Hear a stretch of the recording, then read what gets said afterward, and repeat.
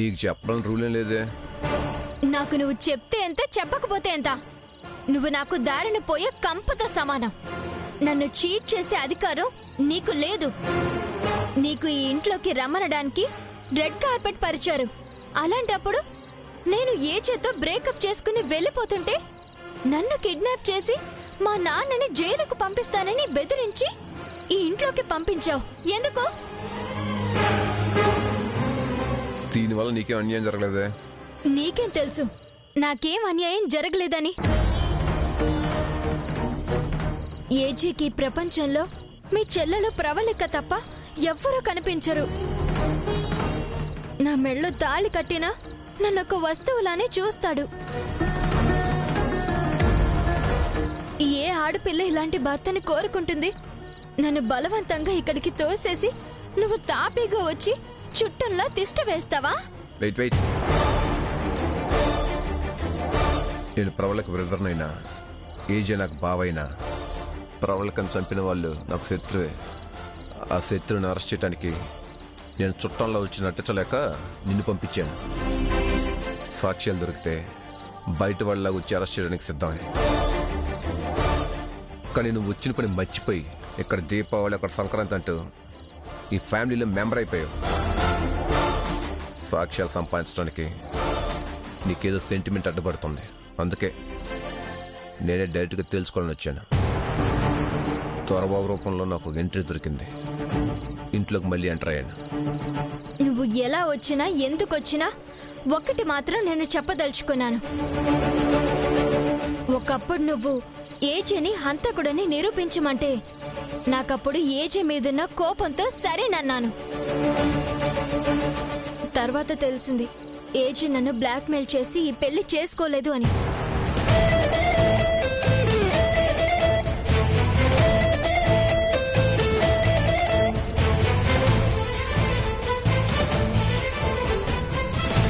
అదొక్కటే కాదు, అతను నీ చెల్లెలు ప్రవళికని ఇప్పటికీ ప్రాణానికి ప్రాణంగా ప్రేమిస్తున్నాడు.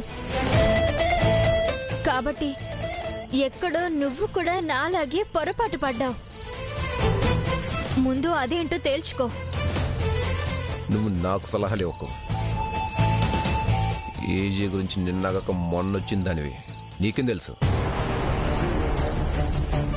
ప్రవళికను చంపేసి ఎవరికి అనుమానం రాకుండా ఉండటం కోసం ఇంకా మర్చిపోయినట్టు నటిస్తున్నాడు. అదంతా ఒక ముసుగు. ఆ ముసుగుని నేనే తీయించేస్తాను. అతన్ని జైలుకి పంపించేదాకా నిద్రపోను. అవునా? అయితే నేను చెప్పేది విను. ఏజే దృష్టిలో నేను బేకార్నే కావచ్చు, కానీ నా దృష్టిలో అతను నిరపరాధి. కాబట్టి అతను ఏ తప్పు చేయలేదని నేను ప్రూవ్ చేస్తాను. నీకింకా నమ్మకం కలగకపోతే అతను నేరం చేశాడని నువ్వు రుజువు చేయి. ఇది మనిద్దరి మధ్య ఛాలెంజ్.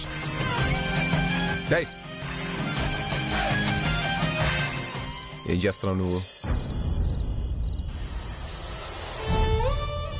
ఇది నేను ప్లే చేస్తే ప్రవళిక చిన్నప్పటి నుంచి ఇష్టంగా వినేది. పెళ్ళయ్య కూడా ఇదే చుట్టూ కూర్చొని వినిపించేవాడిని. ఇప్పుడు నేనున్నాను, తను లేదు. ఏజెంట్ నేరం చేయలేదు నువ్వు కాదు కదా. 1000 మంది చెప్పిన విన్నా. సాక్ష్యం ఉంది. ఆ సాక్ష్యం ఏజే దగ్గరే ఉంది. ఒకవేళ నా అభిప్రాయం తప్ప నువ్వు రుజువు చేయాలనుకుంటే ఒక నేరస్తుని కాపాడుతున్నందుకు ఇందులో నువ్వు ఇరుక్కుంటావు. నువ్వు సైలెంట్గా ఉంటావే మంచిది. ఉండా. నేను సైలెంట్గా ఉండా. నువ్వు దోషి అని చెప్తున్న ఏజే నిర్దోషి అని నేను రుజువు చేస్తాను. ఇన్నాళ్ళు వేరు, ఇప్పుడు వేరు. నేను మనిషికి కాదు, మంచితనానికి గౌరవం ఇస్తాను. అయితే నువ్వు ఓడిపోతావు. లేదు, నేనే గెలుస్తాను. It's my challenge.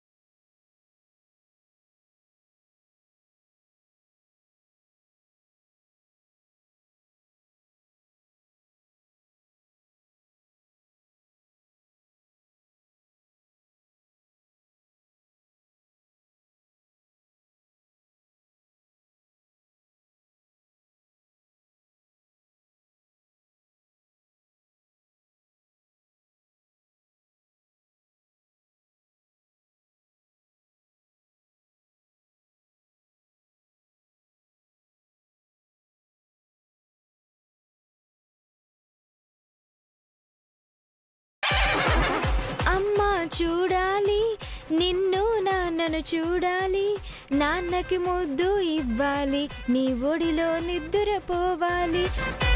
అమ్మా అమ్మా అమ్మా అమ్మా అమ్మా అమ్మా అమ్మా.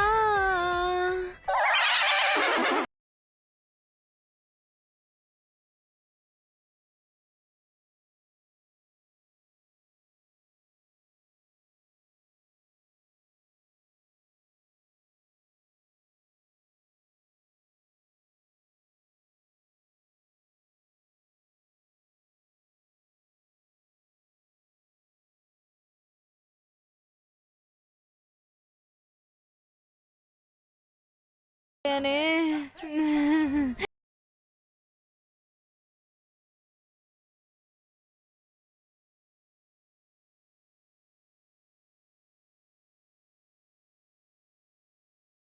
కొనరే హారతి గై కొనరే, హారతి గై కొనరే.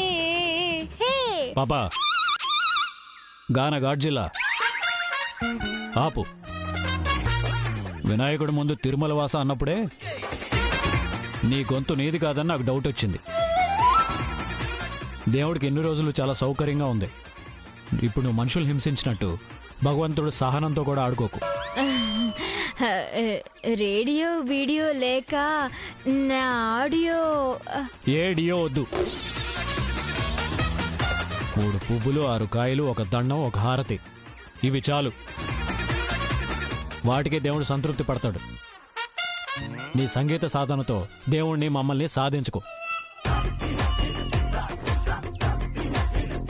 నా శ్రావ్యమైన కంఠం వినే అదృష్టాన్ని మీరే కోల్పోతారు. మీ ఇష్టం. మాకంత అదృష్టం వద్దు, ఇలా బతకనే చాలు.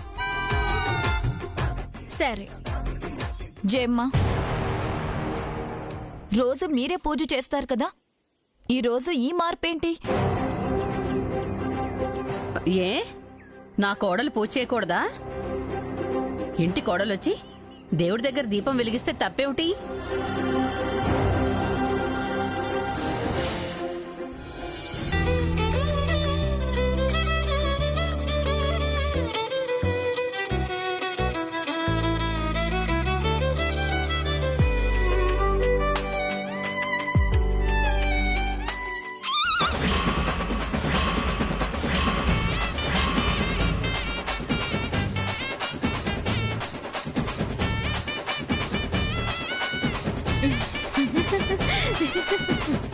ప్రసాదం తీసుకొస్తాను.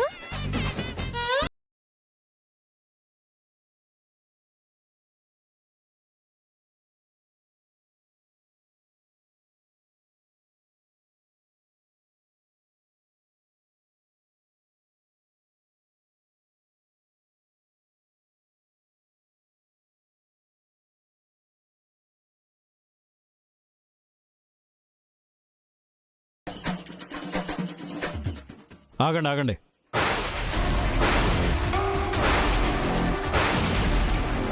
ఎవరో తినద్దు. ఎందుకు?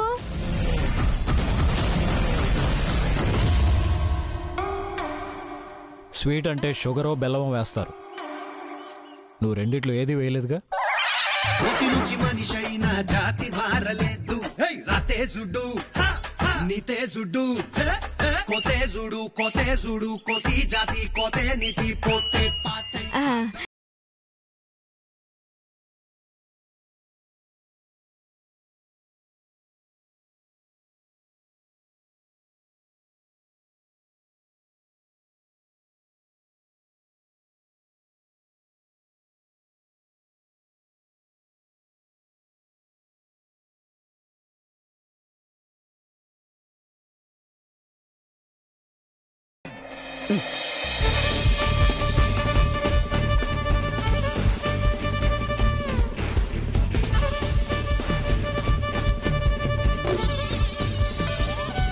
తిను. నేను మరి అంత బేకార్ని కాదు. ఎంతో కొంత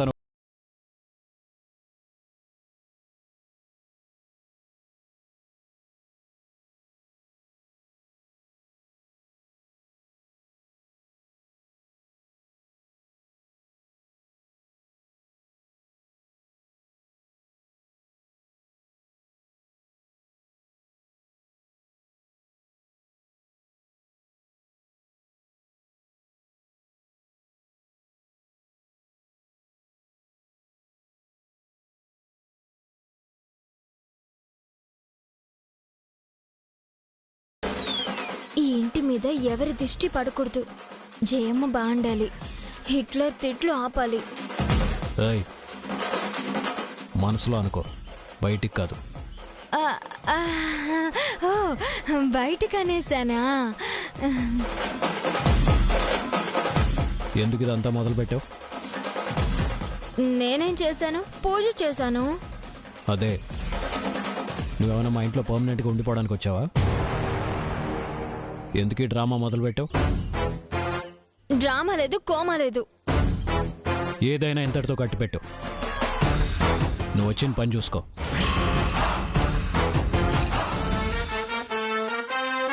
నేను ఫ్రాడ్ చేశానని ప్రూవ్ చేస్తానన్నావు. అదేదో చేసైనా వెళ్ళు.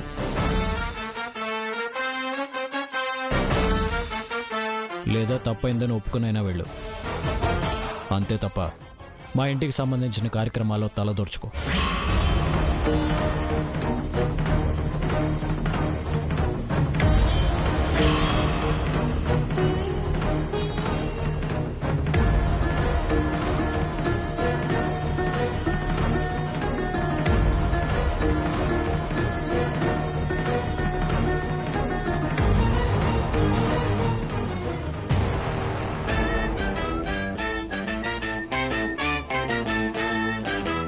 బాగైందా? ఏజే భార్యకి చెవులు వింటో నీకు ఇంకా అర్థం కలదా? అతను ప్రాణాలు తీసే మనిషి. ఇలాంటి సెంటిమెంట్స్ ఉండవు. నా మాట విని అతను చేయగలుగుతాం. చాలా తొందరగా అతను వికుంభం ఎక్కించవచ్చు. అప్పుడు ఏజే ఆశలో వాటా వస్తుంది. హ్యాపీగా బతికేయచ్చు. ఆపు. నేను ఏజే బాగా నమ్ముతున్నాడు. అతని వెనకాల నువ్విలా మాట్లాడుతున్నావని తెలిస్తే బాగుండదు. ఇన్ని రోజులు నేనొక భ్రమలో ఉన్నాను. నన్ను పెళ్లి చేసుకోవడానికి ఏజే తప్పుడు దారిలో వెళ్ళాడనుకున్నాను. కానీ ఏజేకి ఎలాంటి అవసరం లేదని అర్థమైంది. అతను నన్ను సరిగ్గా చూసుకోకపోవచ్చు, కానీ ఇప్పటికీ అతని మనసులో మీ చెల్లెలే ఉంది. అది మీలాంటి వాళ్ళకి తెలీదు. ఇంకో ఆడదానికి తెలుస్తుంది. పిచ్చి పిల్ల, నువ్వు ఎప్పటికి ఎదుగుతావో ఏంటో. నిన్ను వదిలేస్తానని డైరెక్ట్గా చెప్తున్నాడు. ఇంకా నువ్వు అతను మంచి కోరుకుంటున్నావు. అతను నిజంగా మంచివాడైతే అది వేరు, కానీ అతను హత్తంకుడు. ఫ్యూచర్లో ఉరికంబం ఎక్కాల్సినాడు. ఇన్ని రోజులు నువ్వు ఏజే ప్రవళికని చంపాడంటుంటే నేను చాలా డైలమాలో పడేదాన్ని. ఇప్పుడు నాకు ఫుల్ క్లారిటీ ఉంది. కాబట్టి నిన్ను ఇంట్లోంచి పంపించేస్తాను. నీ గురించి ఇప్పుడే వెళ్ళి ఏజేతో చెప్పేస్తాను. ఏం చెప్తావ్?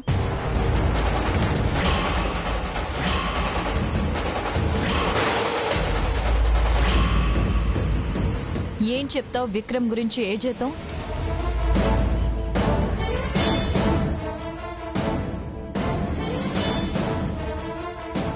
ఏదో కొత్త కేసు టేకప్ చేశాడంట, వెళ్ళిపోతానంటున్నాడు.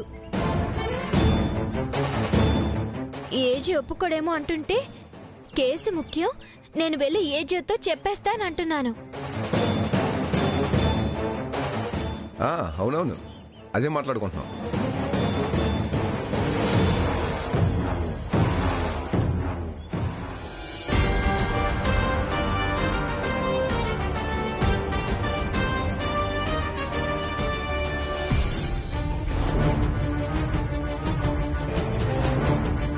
దేవుడా, ముందు జయమ్మ చేతిలో తాళాలుండేవి, తర్వాత ఏజే చేతికి తాళాలు వెళ్ళాయి.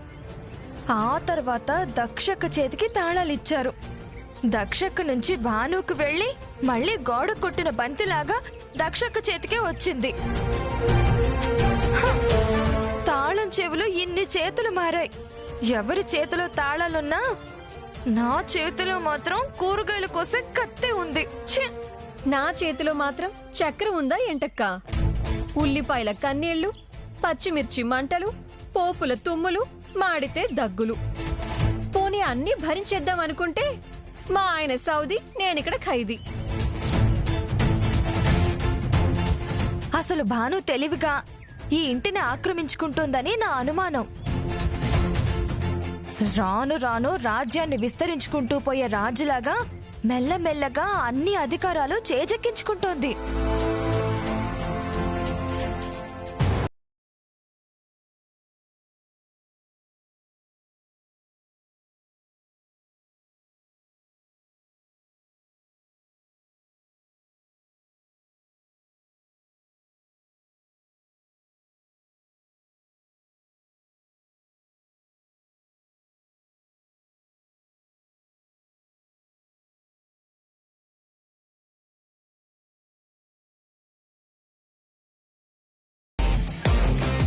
పాపం దక్షక్క తాళాలు చేతిలో ఉన్న ఆధిపత్యం భాను చేతిలో ఉందని కుమిలిపోతున్నట్టుంది.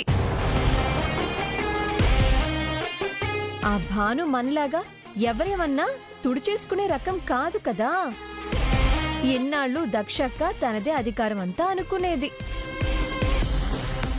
ఇప్పుడు భాను ఇంటిని రూల్ చేసేదాకా వెళ్ళింది కాబట్టి ఏం చేయలేక సైలెంట్ అయిపోయింది.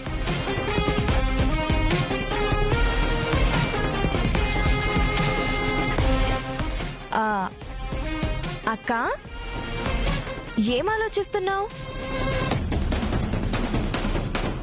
భానుని ఎలా తరిమి కొడదామని ఆలోచిస్తున్నావా అక్క? అయ్యో ఆలోచించకు, ఎందుకంటే నీ వల్ల ఏమీ కాదని అర్థమైపోయింది. మీ అత్త మీకు బ్రేక్ఫాస్ట్ రెడీ చేయమని ఆర్డర్ వేసినట్టుంది. ఆ పనేదో త్వరగా చేయండి. నా మీద సెటైర్లు తర్వాత తీరిగ్గా కూర్చొని వేద్దురుగాని.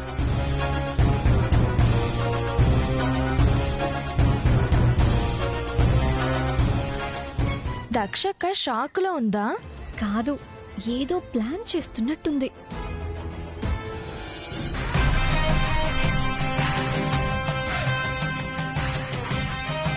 ఈ విక్రమ్ విషయంలో ఓపిక పట్టడం నా వల్ల కాదు. ఏదో ఒక దొంగ సాక్ష్యం పుట్టించకముందే ఏజేకి చెప్పేసేయాలి. భానుకి తెలిసిన, బ్రాడ్కాస్టింగ్ కార్పొరేషన్కి తెలిసిన ఒకటే.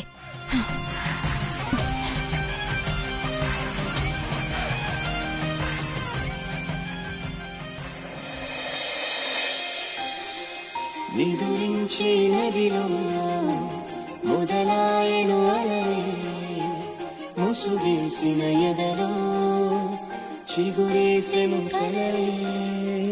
నా నిషేధి గదిలో నీ ఉషోదయాలే, మొదలాయను అలలే, ముసుగేసిన ఎదలో చిగురేసెను కలలే. నా నిషేధి గదిలో నీ ఉషోదయాలే, చెతకూడములేవి ఇరు జగములు వేరే.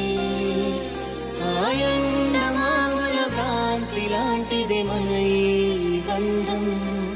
నా రాతలో ఏ గీత నిన్ను చూపదే సాక్ష్యం.